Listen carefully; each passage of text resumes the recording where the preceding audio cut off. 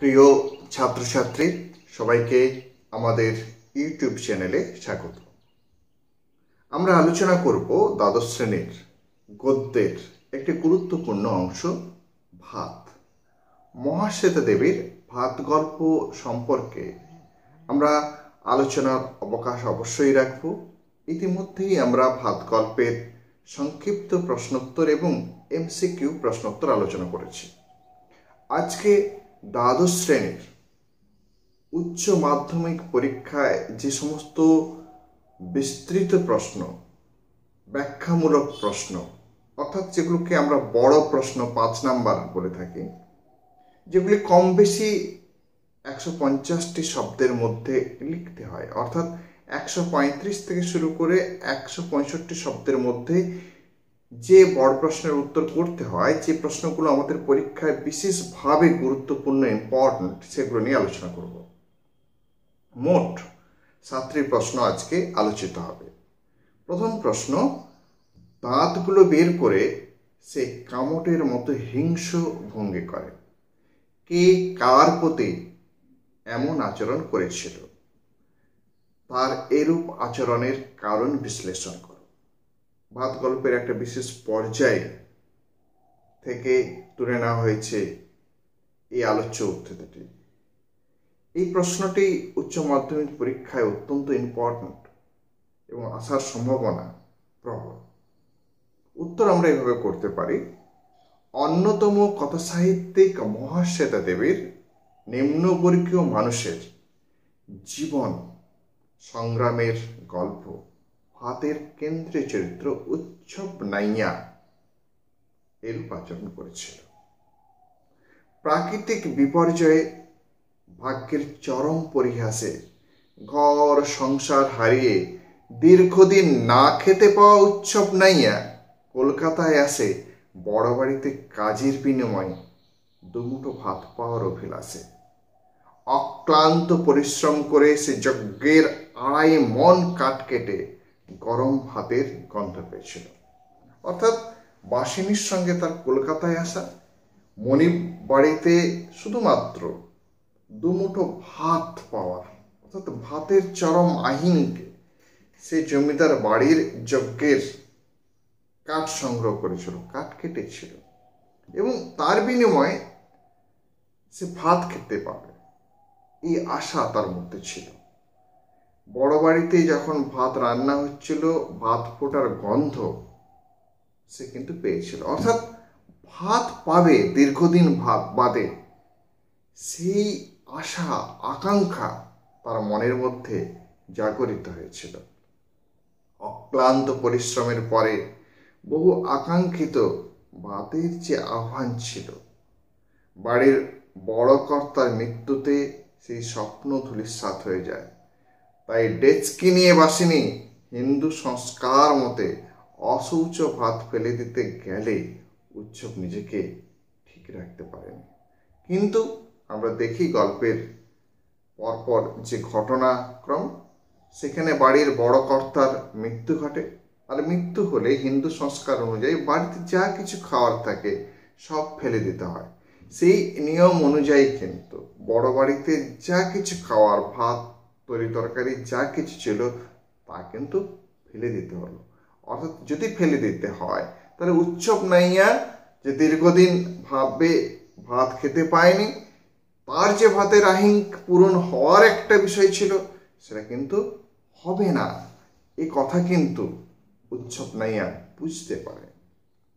তখন উচ্ছব, অর্থাৎ তার মুখের ভাত, যে ভাত পাবে একেবারে নিশ্চিত, সেই মুহূর্ত থেকে দাঁড়িয়ে তার মুখের অন্ন কেড়ে নেওয়া হচ্ছে, এই বিষয়টাতে সে নিজেকে আর ঠিক রাখতে পারেনি। দীর্ঘদিন অভুক্ত উৎসবের চোখের সামনে আছে ভাত, অথচ সে খেতে পাবে না, এই বোধ তাকে হিংস্র করে তুলেছিল। ভাতের গন্ধে অভুক্ত উৎসব উন্মত্ত হয়ে বাদার কামটের মতো হিংস্র ভঙ্গি করে সমস্ত প্রতিবন্ধকতাকে দূর করতে চায়। তাই সে বাসিনীর প্রতি এরূপ আচরণ করে। এই হিংস্রতার মধ্যে তার বহুল আকাঙ্ক্ষিত ভাতের আহিঙ্কের তীব্র মনোভাবের পরিচয় প্রকাশ করে। অর্থাৎ তার যে কামটের মতো হিংস্র ভঙ্গি, বাদায় সুন্দরবন অঞ্চলে যে কামট থাকে, সেই কামট হচ্ছে সব থেকে হিংস্র জন্তু। তার যে হিংস্রতা, সেই হিংস্রতার সঙ্গে উপমা দিতে চাইছেন, তুলনামূলক আলোচনায় আসতে চাইছেন মহাশ্বেতা দেবী। অর্থাৎ দীর্ঘদিন ধরে অভুক্ত থাকা উচ্ছপ নাইয়া বাদার কামটের মতো হিংস্র হয়ে উঠেছিল দুমুঠো ভাত পাওয়ার আহিঙ্কের জন্য।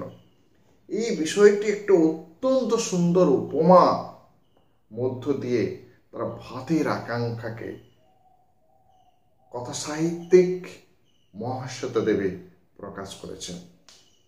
এই বিষয়টা কিন্তু আমাদেরকে ঠিক ঠিক তুলে ধরতে হবে। দ্বিতীয় প্রশ্ন যেটা নিয়ে আলোচনা করব, যেটা অত্যন্ত গুরুত্বপূর্ণ এইচএস পরীক্ষার জন্য, ভাত গল্প অবলম্বনে উৎসব চরিত্রটি আলোচনা করো। অর্থাৎ ভাত গল্পের যে কেন্দ্রীয় চরিত্র, উৎসব চরিত্র, সেই উৎসব চরিত্রটি আলোচনা, এটা অত্যন্ত গুরুত্বপূর্ণ প্রশ্ন। তার চরিত্রটি কিভাবে আমরা আলোচনা করব, তার চরিত্রের বিভিন্ন দিক দেখে নিয়ে সেইগুলো আমরা পয়েন্ট অনুযায়ী আলোচনা করব। উত্তর আমরা এভাবে করতে পারি: শত শত বিপর্যয়ের পরেও জীবনের স্পন্দন টিকে থাকে, এমনই ভাবনা নিয়ে এই কালের অন্যতম কথা সাহিত্যিক মহাশ্বেতা দেবীর ভাত গল্পটি রচিত হয়েছে, যার প্রতিনিধি স্থানীয় কেন্দ্রীয় চরিত্র উৎসব। সেই নিম্নবর্গীয় উৎসবের চারিত্রিক বৈশিষ্ট্য নিম্নরূপ। আমরা কিন্তু উৎসবকে একটি স্পেসিফাই করে দিতে চাইছি। নিম্নবর্গীয় অর্থাৎ মেহনতি মানুষ, খেটে খাওয়া মানুষ, যাদের বর্গটাকে আমরা মেহনতি বুর্জোয়া শ্রেণীর বিরুদ্ধে লড়াই করা যে মানুষ, নিম্ন বর্গীয় মানুষের গ্রুপে, দলে আমরা কিন্তু নিয়ে আসছি। অর্থাৎ যারা বুর্জোয়া শ্রেণী, যারা ক্ষমতাবান শ্রেণী, যারা জমিদার শ্রেণী, তার বিরুদ্ধে এক অসহায় কৃষক, সর্বহারা শ্রেণীর মানুষ, নিম্নবর্গীয় শ্রেণীর প্রতিনিধি হিসাবেই আমরা উৎসব নাইয়াকে তুলে ধরতে চাইছি। তার পরিচয় কি? নাম উৎসব নাইয়া, বয়স মধ্যবয়স্ক, পেশা ক্ষেত মজুর, চেহারা বন্য গ্রাম্য, চাহনি উগ্র, পরনে খাটো লুঙ্গি, অবস্থা স্বজনহারা, গৃহহারা, নিরন্ন, ভুখা। আমরা তার পরিচয় অ্যাট এ গ্লান্স আমরা যদি উৎসব নাইয়াকে দেখি, তাহলে এই তার বৈশিষ্ট্য বা পরিচয় পাওয়া যায়। এবং চারিত্রিক দিক থেকে যে সমস্ত পয়েন্টগুলো আমরা করতে পারি, প্রথমত আলোচনা করতে পারি প্রিয়জনের প্রতি আন্তরিক টান। প্রাকৃতিক বিপর্যয়ের ফলে মাতলা নদীর ভেনুজল তার ঘর সংসার কেড়ে নিলে সে পাগলের মতো খুঁজে বেরিয়েছে তার স্ত্রী পুত্র কন্যাকে। প্রিয়জনের প্রতি তার আন্তরিক টানের কারণে খিচুড়ি মুখে তুলতে পারেনি। 2. ভাতের প্রতি তীব্র আহিঙ্ক, স্বজন হারানোর প্রগাঢ় বেদনার ঢেউ কিছুটা থিতিয়ে এলে মৌলিক চাহিদা খিদের জ্বালা তাকে অস্থির করে তোলে। অর্থাৎ যখন উৎসব নাইয়ার ঘর ভেনুজলে ভেসে গিয়েছিল, তার ঘর সংসার সমস্ত কিছু লোপাট হয়ে গিয়েছিল, তার স্ত্রী পুত্র কন্যাদের জন্য সে কিন্তু হন্যে হয়ে উন্মত্ত হয়ে খুঁজেছিল। স্বজন হারানো বেদনা তাকে এমন ভাবে প্রভাবিত করেছিল, এমন ভাবে আলোড়িত করেছিল যে তার কোনো দিগ্বিদিক জ্ঞান ছিল না। এবং দিগ্বিদিক জ্ঞান শূন্য হয়েছিল বলেই সরকারি সে লঙ্গর খানার খিচুড়ি মুখে তুলতে পারেনি। অর্থাৎ কোনো ধরনের বাহ্যিক বোধ তার মধ্যে ছিল না। অর্থাৎ তার স্ত্রী পুত্র কন্যাদের প্রতি তার তীব্র টান, ভালোবাসা, সেই জায়গাটা কিন্তু আমরা এখানে তুলে ধরার চেষ্টা করব। অর্থাৎ সেই তীব্র টানের পর মৌলিক চাহিদা আমাদের খাদ্য, সেই খাদ্যের প্রয়োজন কিন্তু তার মধ্যে মাথা চাড়া দেয়। ভাতের, বিশেষ করে ভাতের যে আকাঙ্ক্ষা, তীব্র ভাতের আহিঙ্ক, সে বাসিনীর সঙ্গে কলকাতায় মনিবের বাড়িতে আসে। সেখানে 5 রকম চালের রান্নার খবরে তার চোখ ঠিকরে বেরিয়ে আসে। অর্থাৎ যে কিনা দুমুঠো অন্ন পায়নি, সেই উৎসব কলকাতার বড়লোক বাবুর বাড়িতে এসে যখন 5 রকমের চালের ভাত রান্নার খবর পায়, স্বাভাবিকভাবে নিম্নবর্গীয় উৎসবের বিস্ময় বোধে তার চোখ ঠিকরে বেরিয়ে আসে। 3 নম্বর পয়েন্ট, দুর্ভাগ্য পীড়িত। নিজের জীবন ছাড়া নিদারুণ দুর্ভাগ্য তার সমস্ত কিছুই স্থাবর অস্থাবর সম্পত্তি, স্ত্রী, সন্তান, সন্ততি কেড়ে নিয়েছে। অর্থাৎ বন্যার জল, ঝড় বৃষ্টির সেই রাতে সর্বহারা উৎসবের যা কিছু ছিল অবশিষ্ট, তার ঘর বাড়ি, স্ত্রী, পুত্র, সংসার, তার দরখাস্ত করা যে কৌটো, সমস্ত কিছুই কিন্তু তার হারিয়ে গেছে। স্থাবর অস্থাবর, তার স্ত্রী, সন্তান, সন্ততি সব কিছু ধ্বংস। অর্থাৎ সে এক দুর্ভাগ্য পীড়িত মানুষ। 4, বাস্তব বুদ্ধির অভাব। লঙ্গরখানায় খায়নি, ঘর তৈরি করার জন্য সরকারের সাহায্য না নিয়ে এসেছে কলকাতায়। এমনকি স্টেশনে ভাত খাওয়ার পর সে ডেস্কে আঁকড়ে ঘুমিয়ে পড়ে, পুলিশের হাতে ধরা পড়েছে। অর্থাৎ বাস্তব বুদ্ধি যা হওয়া উচিত ছিল, সমস্ত বুদ্ধি যেন তার হরে গিয়েছিল। কেন বুদ্ধি হরে গিয়েছিল? তার স্ত্রী, পুত্র, সন্তান, সন্ততিদের হারিয়ে। তার স্ত্রী পুত্র যদি থাকতো, সে তাহলে শত হাতির বল বুকে পেত, তার বুদ্ধি, চিন্তা, চেতনা জাগ্রত হতো। অর্থাৎ প্রিয়জনদের হারিয়ে তার সমস্ত বাস্তব বুদ্ধি হরে গিয়েছিল বা নষ্ট হয়েছিল। সে কথা কিন্তু মহাশ্বেতা দেবী তার ভাত গল্পে সুন্দরভাবে প্রকাশিত করেছেন। পরের পয়েন্টে যদি আমরা যাই, পরের দুঃখে কাতর। অর্থাৎ নিজের দুঃখ বেদনার পাশাপাশি অন্যের দুঃখ বেদনাকেও সে আপন করে নিতে পেরেছিল। সেই মন বা মানসিকতা অবশ্যই আমরা উৎসবের মধ্যে দেখতে পাই। নিজের স্বজন আত্মীয়দের হারানোর বেদনায় উৎসব পাগল হয়ে গিয়েছিল। এমনকি স্বার্থপর মনিব সতীশ মিস্ত্রির ধানে মড়ক লেগেছে বলে তার কান্না পেয়েছিল। সতীশ মিস্ত্রি এই ধরনের শ্রেণীর লোকেরা তাকে কিন্তু দুর্ভাগ্য পীড়িত উৎসবকে খেতে দেয়নি। যাদের অনেক কিছু আছে, তারা নানান কৌশলে উৎসবকে না খেতে দিয়ে তাড়িয়ে দিয়েছে। তবু তাদের দুঃখে, তাদের বেদনায় উৎসবের মন হাহাকার করে ওঠে। উৎসবের মনিব সতীশের ধানে যখন মড়ক লাগে, অর্থাৎ নদীর নোনা জল প্রবেশ করার পর যে ধান চাষ হয়েছিল, সেই ধান চাষ নষ্ট হয়ে গেছে। সেই ধান নষ্ট হয়ে যাওয়ার জন্য উৎসব কিন্তু বেদনাহত হয়েছিল। মা লক্ষ্মী ঘরে আস্তে আস্তে নষ্ট হয়ে যাওয়া, মাঠে ধান নষ্ট হয়ে যাওয়া, এটা কিন্তু কোনোভাবেই ক্ষেত মজুর, ভূমিহীন হলেও উৎসব সহজে মেনে নিতে পারেনি। একটা দুঃখ বেদনা তার মধ্যে ভর করেছিল এখানে। 6, মানবিক গুণ। ভাত খেয়ে শরীরে জোর পেলে বাবুদের বাধাটার খোঁজ নিয়ে সমস্ত গরিব গ্রামবাসীকে তার সন্ধান দেবে। ক্ষুধা সত্ত্বেও যত্নশীল উৎসব যজ্ঞের কাঠগুলিকে অত্যন্ত সযত্নে সাজিয়ে রেখেছে। অর্থাৎ তার যে বোধ, মানবিক বোধ, সেই মানবিক বোধ কিন্তু নষ্ট হয়নি।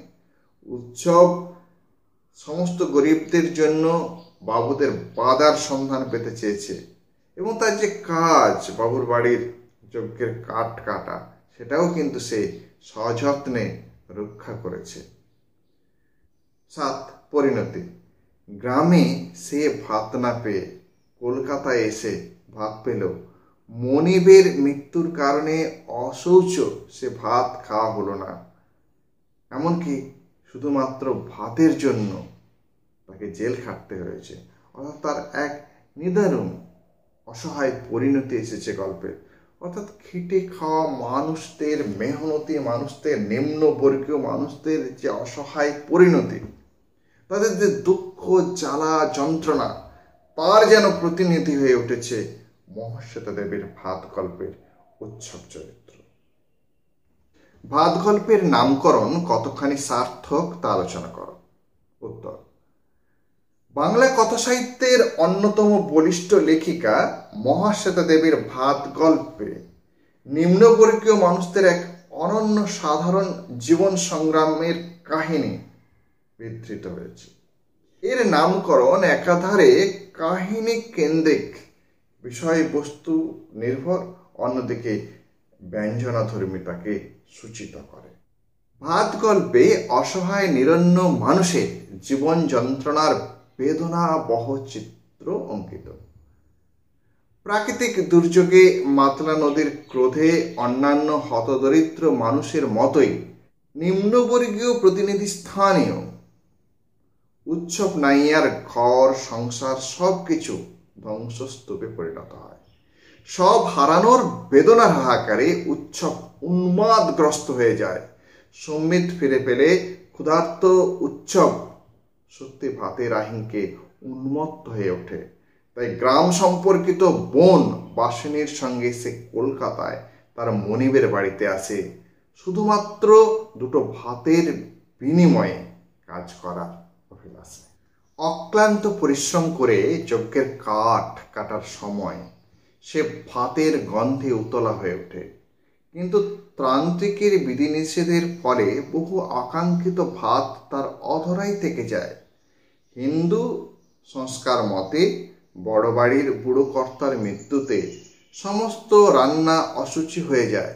কিন্তু খিদে, জ্বালায় আর ভাতের তীব্র আহিংকে সকল বিধিনিষেধকে উপেক্ষা করে বাদার হিংস্র কামটের মতো বাসিনীর কাছ থেকে ডেচকি সমেত সেই অশুচি ভাত কেড়ে নেয়।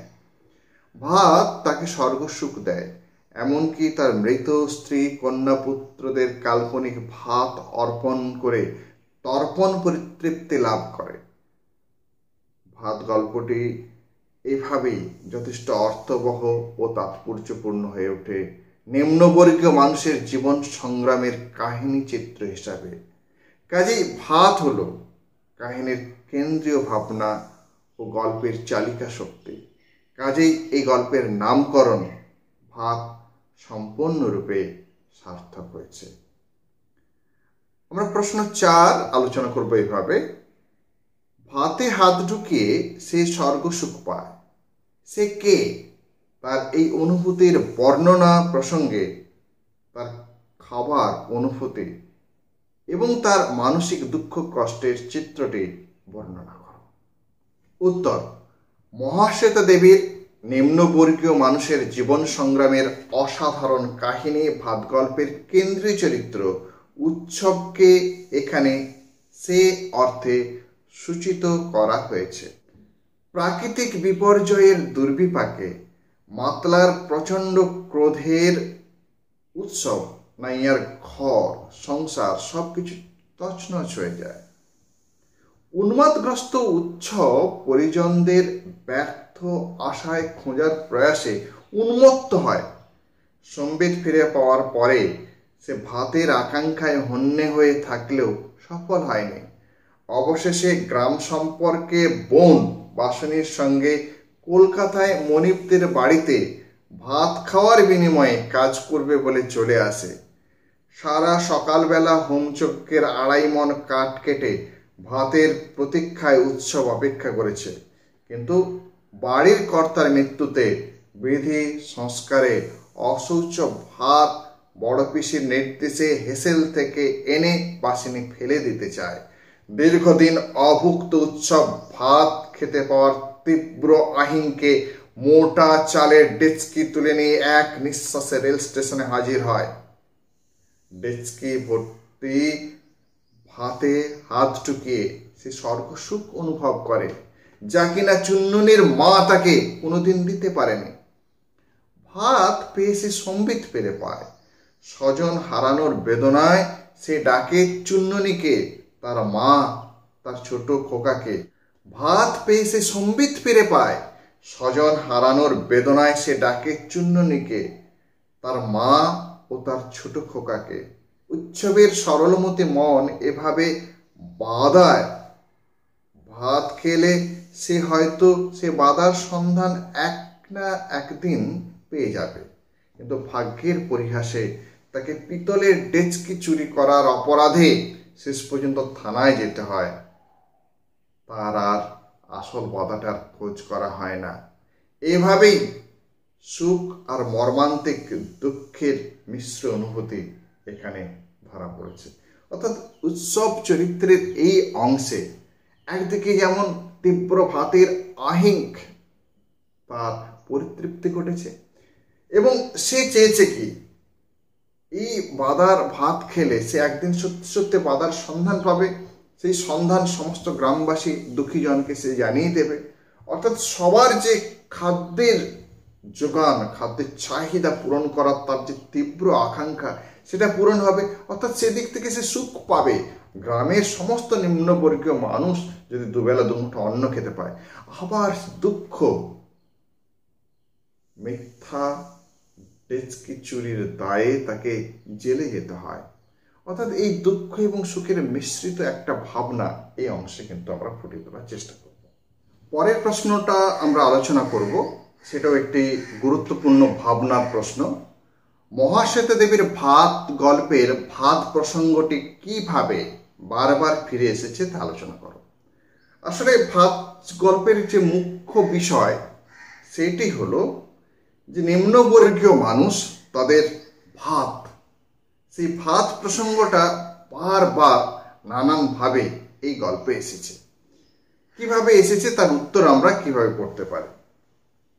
বাংলা কথা সাহিত্যের অন্যতম বলিষ্ঠ লেখিকা মহাশ্বেতা দেবীর ভাত গল্পে এক অনন্য সাধারণ বেদনাবহ চিত্রপটে ভাতের প্রসঙ্গ এসেছে বারবার।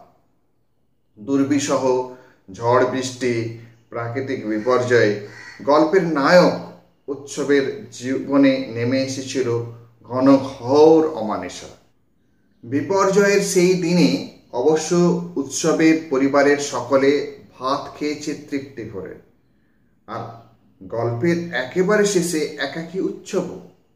কাহিনীর মধ্যে সে বারে বারে দুমুঠো ভাতের আকাঙ্ক্ষায় হাত পেতেছে, কিন্তু নিম্নবর্গীয় উৎসব নাইয়া বঞ্চিত হয়েছে বারবার। অর্থাৎ ভাত খেতে পাওয়ার আকাঙ্ক্ষায় উৎসব নাইয়া কিন্তু বারবার বঞ্চিত হয়েছে। স্বজন হারা বেদনায়, বৃথা আশায় পরিবারের লোকদের খুঁজতে গিয়ে সে সরকারি লঙ্গরখানায় খিচুড়ি খাওয়া থেকে নিজেকে বঞ্চিত রেখেছিল। পরবর্তীকালে বাধ্য হয়ে শুকনো চিড়ে চিবিয়ে কেটেছে তার বহুদিন। এভাবেই ভাতের আহিঙ্কে উৎসব যেন প্রেত হয়ে যায়। ভাত খেলেই সে আবার মানুষ হবে, বউ ছেলে মেয়েদের জন্য কাঁদবে। সতীশ মিস্ত্রির ধান নষ্ট হয়ে গেলে বেদনায় তার বুকে দীর্ঘশ্বাস জন্মায়। তার মনিব তাকে একদিনের জন্য ভাত খাওয়াতেও অস্বীকার করল। দুমুঠো ভাতের আকাঙ্ক্ষায় সে সুদূর কলকাতায় বাসিনীর মনিবদের বাড়িতে আসে। ক্যান্সার রোগগ্রস্ত বুড়ো কর্তার হোমযজ্ঞের জন্য অমানসিক পরিশ্রম করে 2.5 মণ কাঠ কাটে শুধুমাত্র ভাত খেতে পাওয়ার হুতাশে। বিধি সংস্কারের কারণে বুড়ো কর্তার মৃত্যুতে সমস্ত অসহ্য ভাত ফেলে দেওয়ার হুকুম হলে উৎসবের মাথায় আর কোনো ঠিক থাকে না। পিতলের ডেচকি নিয়ে সে ঊর্ধ্বশ্বাসে স্টেশনে এসে দীর্ঘশ্বাস ফেলে ভাত খেয়ে চরম পরিতৃপ্তি লাভ করে। কিন্তু ভোর রাতে পিতলের ডেচকি চুরির অপরাধে তাকে জেল খাটতে হয়। এইভাবে সমস্ত গল্প জুড়ে ভাতের প্রসঙ্গ বারবার এসেছে। কেবলমাত্র ভাত প্রসঙ্গই গল্পকে নিয়ন্ত্রিত করেছে। অর্থাৎ গল্পের নামকরণ করেছেন লেখিকা মহাশ্বেতা দেবী। ভাত, অর্থাৎ ভাত প্রসঙ্গ কোথায় কিভাবে এসেছে? গল্পের একেবারে প্রথমে ঝড় বৃষ্টির আগের মুহূর্তে গ্রামের সকল লোককে তিনি ভাত খাইয়েছেন। তারপরে না ভাত পাওয়ার ঘটনা, খিচুড়ি না পাওয়ার ঘটনা, সতীশ মিস্ত্রি তাকে ভাত খেতে না দেওয়া, কলকাতার মনিবের বাড়িতে সে এসেছে কেবলমাত্র ভাতের আহিং পরিতৃপ্তি করার জন্য। ভাতের যখন আশা পরিতৃপ্তি হলো, সেই ভাতের কারণেই তাকে আবার জেলে যেতে হলো। অর্থাৎ সমগ্র ভাত গল্প জুড়ে ভাতের প্রসঙ্গ বারবার এসেছে। এটি একটি গুরুত্বপূর্ণ বিষয়। 6 নম্বর প্রশ্ন, বাদার ভাত খেলে সে আসল বাদার খোঁজ পেয়ে যাবে একদিন, এমন মনে হওয়ার কারণ কি? সে কি শেষ পর্যন্ত বাদাটার খোঁজ পেয়েছিল? উত্তর, সুন্দরবন অঞ্চলের নিম্নবর্গীয় মানুষের প্রতিনিধি উৎসবের মর্মান্তিক জীবন যুদ্ধের বেদনাবহ ছোট গল্প মহাশ্বেতা দেবীর ভাত। অসহায় উৎসব এই উক্তির মধ্য দিয়ে সকলের জন্য অনুসন্ধান করতে চেয়েছিল নিশ্চিত খাদ্যের সংস্থান। আসলে বাদা হলো সুন্দরবন অঞ্চলের জলা জঙ্গলে পূর্ণ নিম্নভূমি। মর্মান্তিক ঝড় বৃষ্টির রাতে মাতাল মাতলার ছোবলে উৎসবের ঘর সংসার, স্ত্রী, পুত্র, কন্যা সবকিছু জীবন থেকে শেষ পর্যন্ত হারিয়ে যায়। সর্বশান্ত হয়ে উন্মত্তের মতো প্রাণপ্রিয় পুত্র কন্যার আশায় সে খুঁজতে থাকে।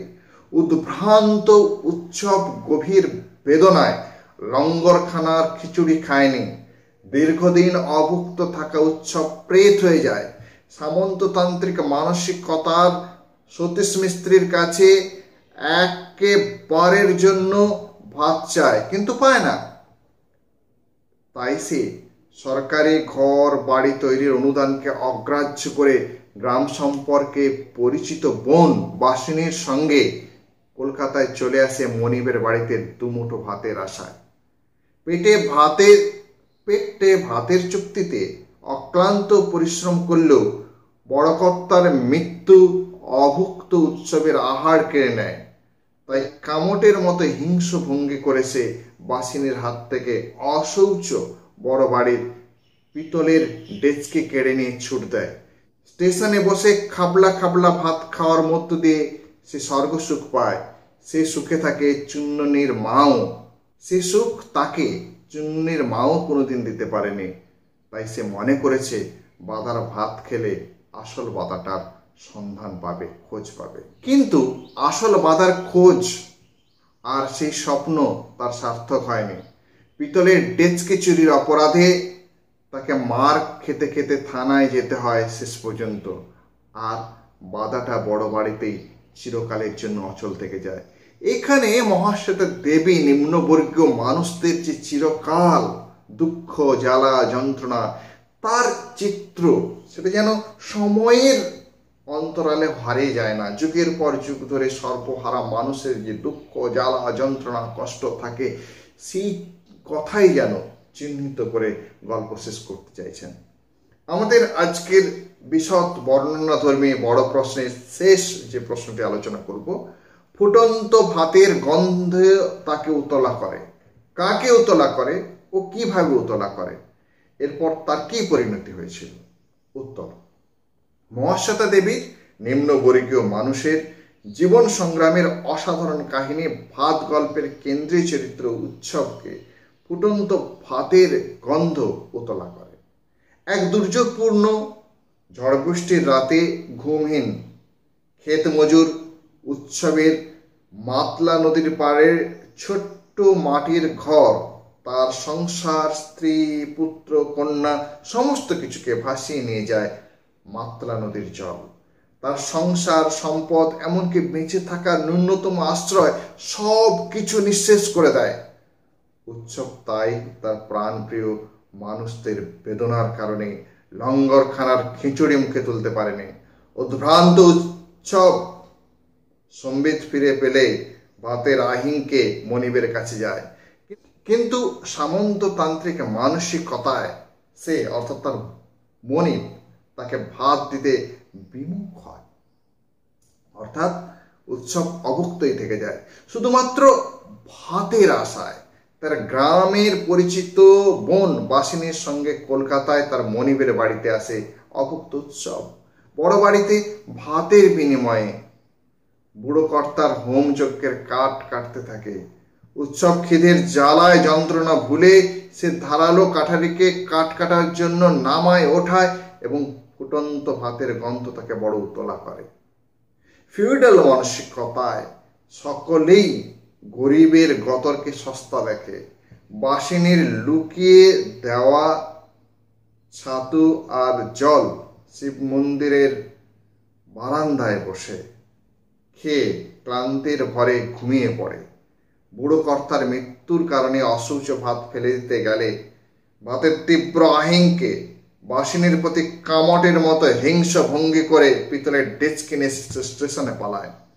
ভাতের আকাঙ্ক্ষা পূর্ণ করে নতুন বাজার খোঁজার স্বপ্ন নিয়ে পেট ভর্তি ভাতে সে ঘুমিয়ে পড়ে। আর পিতলের ডেস্কি চুরির অপরাধে পরদিন সকালে লোকজন তাকে মারতে মারতে থানায় নিয়ে যায়। এই হলো ভাত গল্পের সমস্ত গুরুত্বপূর্ণ ইম্পর্টেন্ট প্রশ্ন। আশা করি তোমরা সবাই বিষয়টা বুঝতে পেরেছো। যদি কোনো প্রশ্ন বা কোনো জায়গা বুঝতে না পারো, যদি কোনো প্রশ্ন থাকে অবশ্যই আমাদের কমেন্ট বক্সে কমেন্ট করবে, আমি তার উত্তরগুলো দেওয়ার চেষ্টা করব। যদি আমাদের ইউটিউব চ্যানেলটি ভালো লাগে অবশ্যই সাবস্ক্রাইব করবে। এই কোভিড-19 পরিস্থিতি পরিবেশে আশা করি সবাই সুস্থ আছো, ভালো আছো। সবাই কিন্তু পড়াশোনার মধ্যে থাকবে, কেননা পড়াশোনার বিকল্প কিছুই হতে পারে না। অর্থাৎ পড়াশোনার গভীরতা আমাদেরকে বজায় রাখতে হবে, পুঙ্খানুপুঙ্খ পড়াশোনার দিকটাকেই কিন্তু আমাদের ধরে এগোতে হবে। সবাই সুস্থ থাকবে, ভালো থাকবে এবং পড়াশোনার মধ্যে থাকবে।